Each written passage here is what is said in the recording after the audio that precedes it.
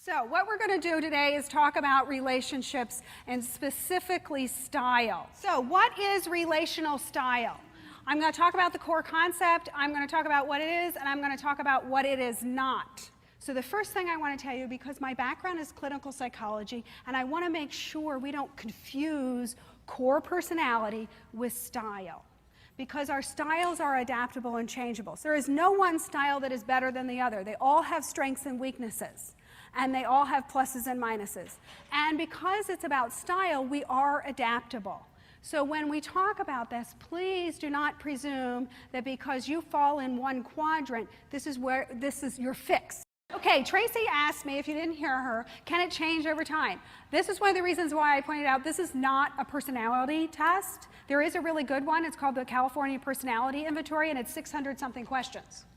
This is not that. It is about style. And yes, I've had people come to me and say, you know, they changed roles, they got a new job, they got a different position, and their disc completely changed because they needed to adapt to that environment. So it can very easily change.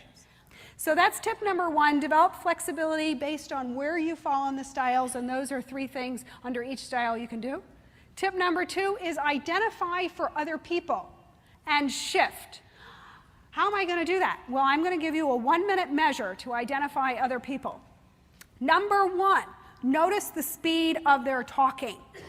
So, who would have guessed that I was an S&C? Nobody. Talk to a mile a minute. So if somebody's talking a mile a minute, they're a D or an I.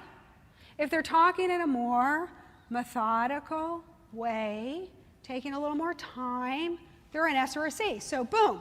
In about a minute, you know you've got one side or the other. In the next half of that minute, you're going to notice, what are they paying attention to? Is the conversation about facts, or is the conversation about relational things? Absolutely. Become as adaptable as possible.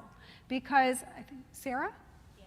Sarah wins on that team in the sense that she has been required to develop a lot of flexibility, which means as she goes into different situations, she can access all those different styles, and you're more effective if you're more flexible. And we need to wrap up. Does anybody have any other questions?